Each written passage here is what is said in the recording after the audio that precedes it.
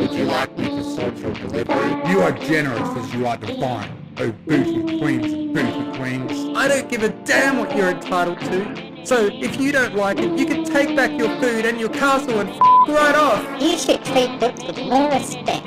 Welcome to Mystery Pony Fiction, hosted by the Mystery Fluttershy fan. When Dawn Sparkles by Night Sparkle Production.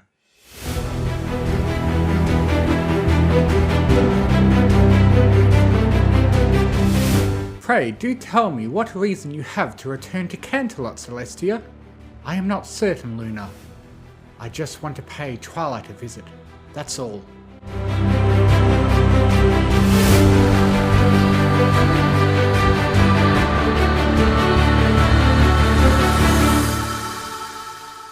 The last moments of her conversation with her sister was what kept playing through Celestia's head as she stepped off the train at the Canterlot station, ignoring the stares and murmurs from every pony around her at the sight of one of the former rulers of Equestria, and instead lifting off into the air once she was outside, flying straight towards the castle and swooping down to land at the front doors as the guards stiffened to attention. The former ruler passing them a nod as she walked inside, sighing as the memories of her time within these halls rushed back to her. But there was plenty of time to dwell on the past another day. Right now, she was here to visit Twilight and maybe get her former students' advice on why she felt like her life was incomplete. For recently, Celestia had been feeling more and more like she was missing something, a part of her that when she found it would make her life complete.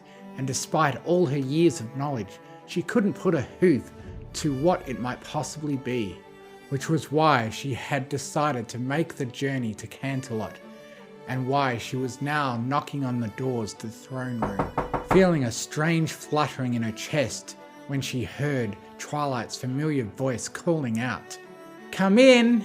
Sure enough, the reward of keeping her visit a surprise was evident as soon as Celestia walked through the doors.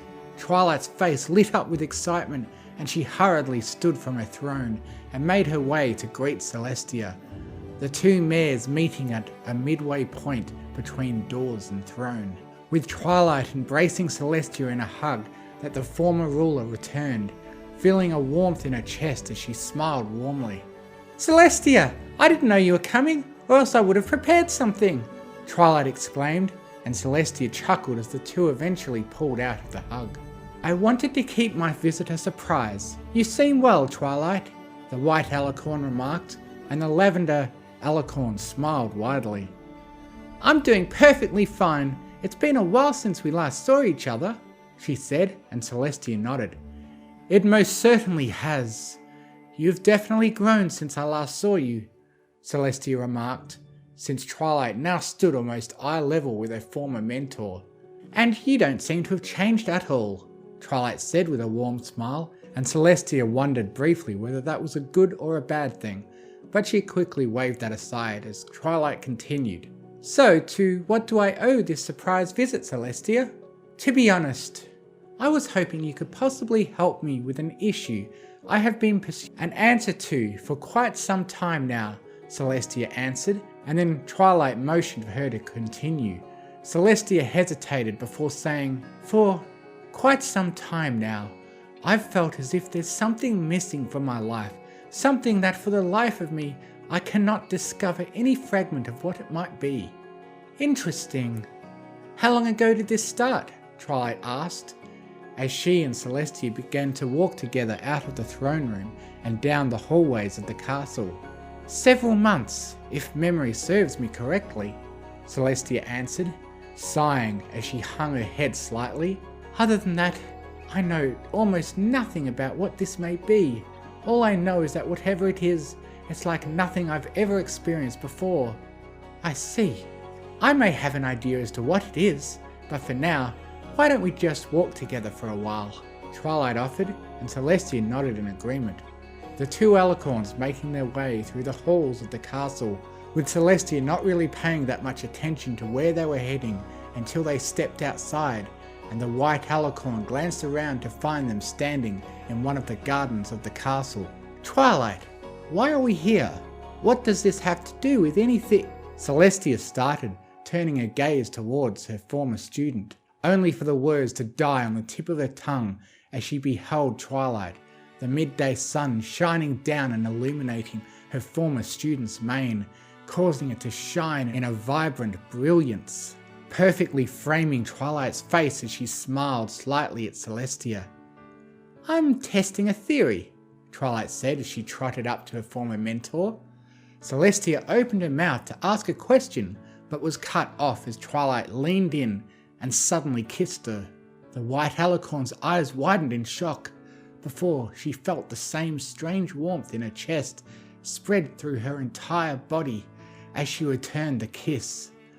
When Twilight pulled away, Celestia was left to catch her breath slightly as Twilight smirked down at her, the lavender alicorn giggling to herself at the look on Celestia's face, before eventually saying, "I think I may know what you're suffering from, Celestia."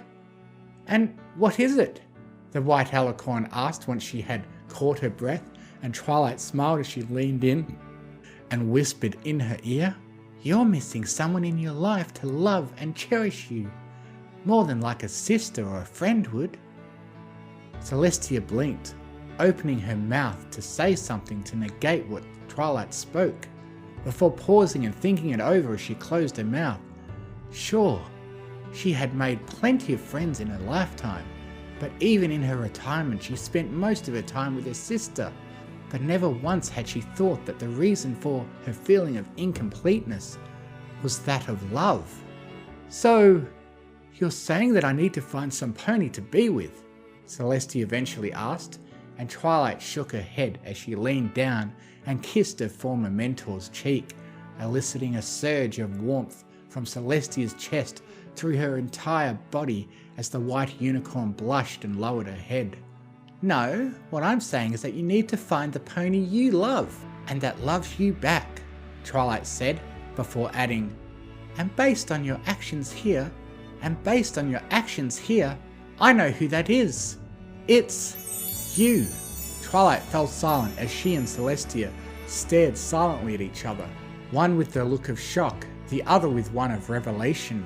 While it was true that Celestia had viewed Twilight as a student for most of her life, she couldn't deny that Twilight had grown up into a fine alicorn and ruler, and it was no lie that she was extremely beautiful.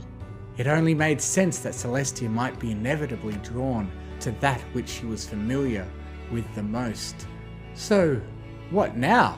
Celestia asked, already knowing in her heart what she wanted to do the most. "Now we just see how much we love each other," Twilight said, and the two met each other in the middle as they embraced and engaged in another passionate kiss. So this time,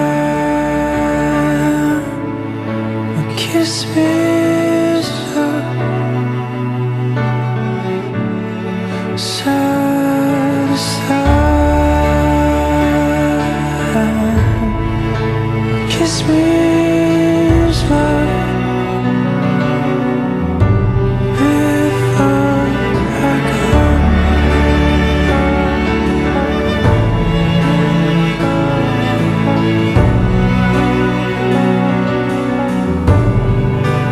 Kiss me slow. Before it's time. Kiss me slow. Before I go. Luna would later receive a letter that read the following. Luna, while I intended for my trip to Canterlot to be a short one, I have come upon a realization and the solution to what has been plaguing my thoughts these past several months. Please do not worry about me. I am fine and well. I am just spending some time with my new special sun pony here in Canterlot. I will be back by the end of the week. I promise. Sincerely, Celestia.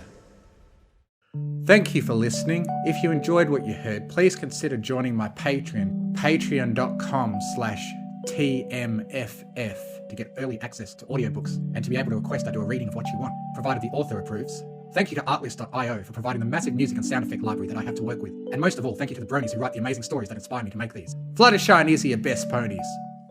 I now have a Discord server where you can join in and chat with other fanfiction fans. If you enjoy what I do, you can donate to me on Ko-Fi, links in the description.